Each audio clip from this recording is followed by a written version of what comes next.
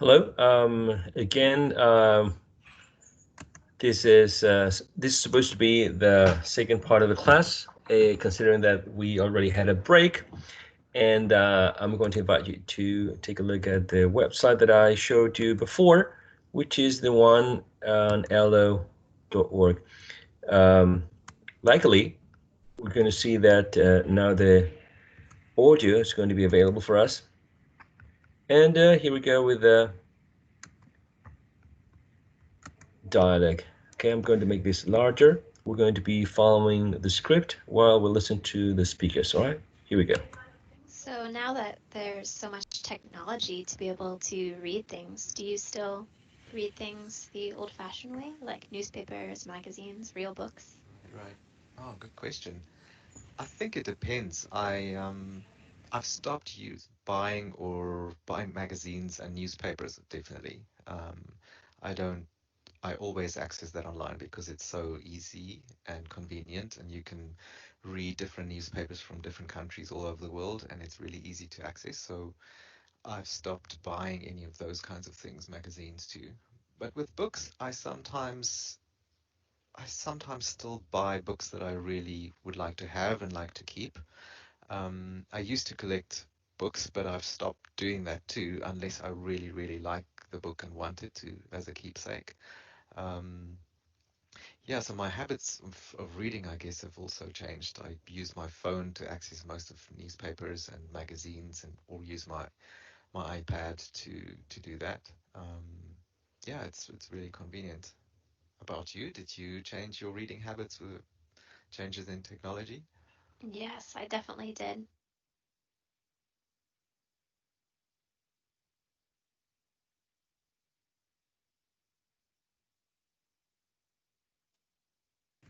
Okay, so let's take a look at the first passages, right? The first part of this dialogue. Then we're going to continue with the rest. So in here we have the two speakers, Sarah and Peter. Sarah says, so now that there's so much technology to be able to read things, do you still read things that old-fashioned way, like newspapers, magazines, real books? Let's take a look at the speaker's words, right? So now that there's so much technology to be able to read things, do you still read things the old-fashioned way, like newspapers, magazines, real books? Now, try to mimic the speaker's voice, intonation, and pronunciation, right? So now that there's so much technology to be able to read things, do you still read things the old-fashioned way, like newspapers, magazines, real books? Okay, so try to imitate the speaker's intonation and pronunciation now, please.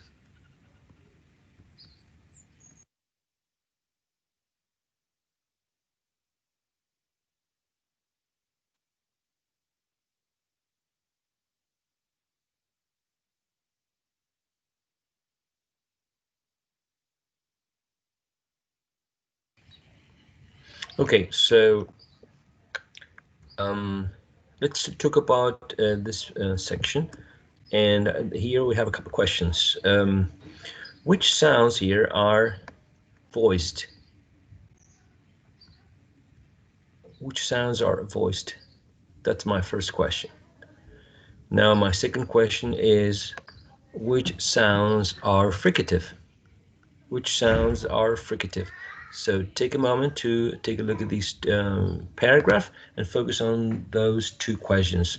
Questions are which consonant sounds, all right? Remember that all vowel sounds are voiced, but we're focusing now on consonant sounds. So the question is, which consonant sounds are voiced, voiced, and which consonant sounds are fricative consonant sounds, all right? Take um, 2 to 3 minutes to answer the question, please.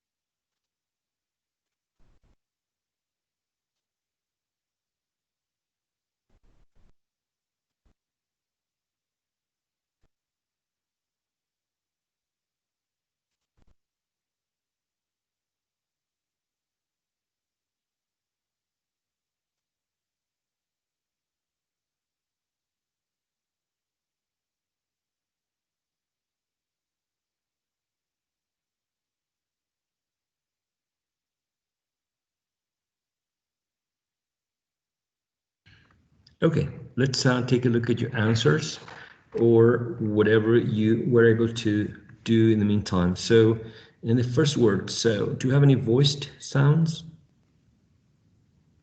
No? In the word now, do we have any voiced sounds? Hopefully there should be right? And in the word that, the first one should be voiced or considered voiced, right? The same with there, right? And the same with okay? In the word so, we don't have any voiced sound, consonant sound, right? In the word much, should be considered a voiced consonant sound. In the word technology, we should consider voiced l, and j. In the word, in the preposition to, no voiced consonant sound, b, a, b, and right? Read, and d. In the word thing, should be considered voiced, right? And z. In the word d should be considered voiced consonant sound. In the word u, the glide or semivowel also is voiced sound. In the word still, in the word read, and d. In the word things, well, we already saw this one. In the word the is voiced, right? In the word old, and d.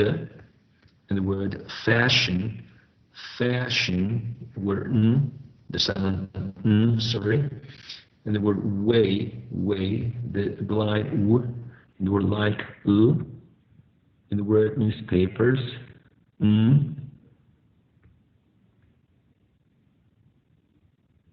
e, e,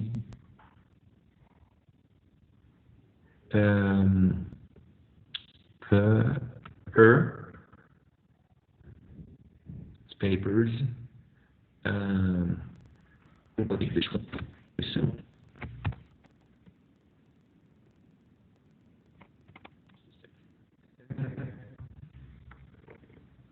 yeah. So newspapers, as is considered voiced, then should also be considered voiced consonant sound.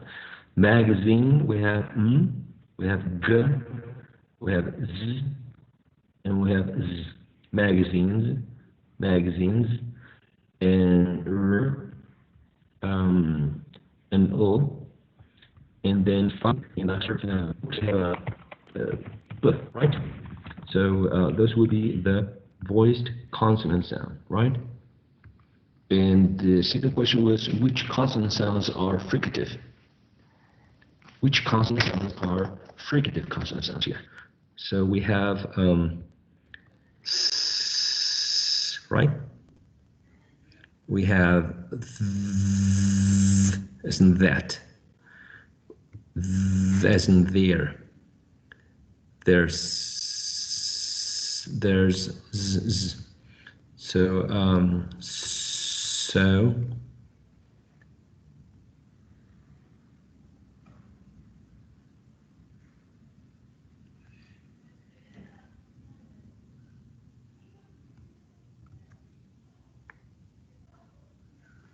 things here, things, right? Things, things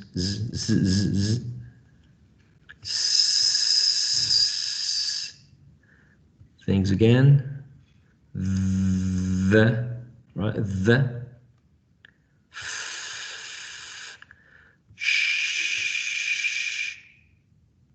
so far, doing well.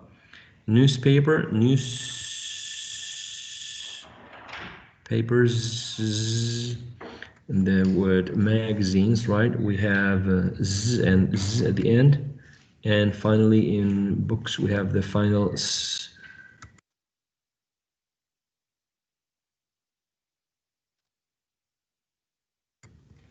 So those are the answers for the questions: which sounds are voiced sounds and which ones are um, fricative sounds here. Okay. Now the task for you is the next section. All right, the one that I'm going to be playing now. Right. Oh, good question. I think it depends. I've stopped buying magazines and newspapers, definitely. I don't I always access that online because it's so easy and convenient, and you can read different newspapers from different countries all over the world, and it's really easy to access. So I've stopped buying any of those kinds of things, magazines too. But with books, I sometimes still buy books that I really would like to have and like to keep. I used to collect books, but I've stopped doing that too, unless I really, really like the book and want it to as a keepsake. Um, yeah, so my habits of reading, I guess, have also changed. I use my phone to access most of newspapers and magazines, and or use my iPad to do that. Yeah, it's really convenient. About you, did you change your reading habits with changes in technology? Yes, I definitely.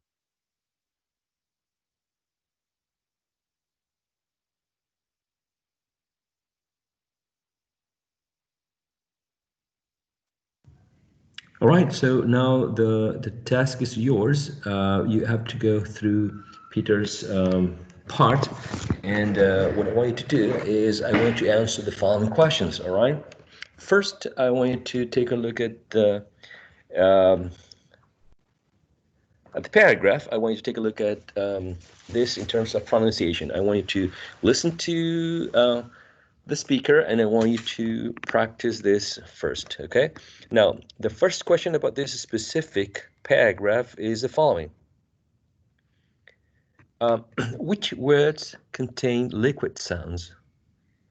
Or to make it a broader question, let me rephrase this. Which words contain approximant sounds? Okay, which words contain approximant sounds and which ones? Okay, my second question is which words contain affricate sounds? Which words contain affricate sounds and how many? Okay. These are the two questions about this paragraph. Okay. And the question about the next three paragraphs. Now we're going to cover four. Okay. From yes, I definitely did, up to the whole library. The whole library. Okay. So same again. I'm going to play this. Did. Not because I wanted to. I still like the aspect of having a real book, Hmm. but because I move so much Hmm. and To use buying or buy and like to keep. I used to collect. um, Yeah, so my habits of reading, I guess, have also changed. I use my phone to access most of newspapers and magazines, and or use my iPad to do that. Yeah, it's really convenient. About you, did you change your reading habits with changes in technology? yes, I definitely did.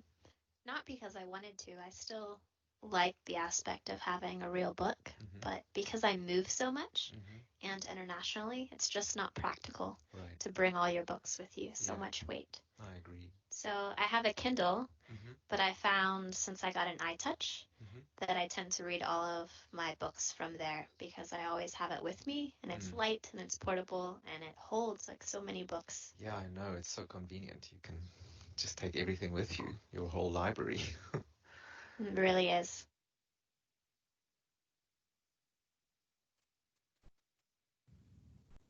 All right. So from the section in which Sarah says, yes, I definitely did, up to the whole library. by the speaker called Peter. The question are the following. First, of course, I want you to listen again, and I want you to practice the pronunciation of the sections, right? But the questions about this phonemic analysis are the following. Number one, which words contain plosive sounds? Which words contain plosive sounds?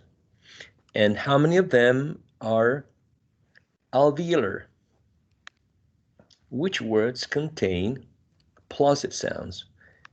And which one of them are alveolar sounds? Okay? The second question about this specific section is the following.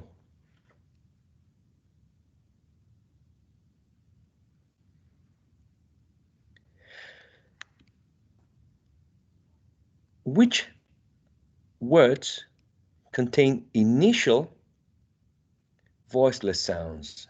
Which words contain initial voiceless consonant sounds?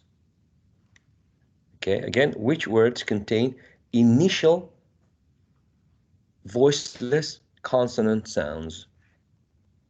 Okay, you need to identify them. These are the exercises for this class. We're going to review the answers to these questions next class. All right. So I will see you again next time.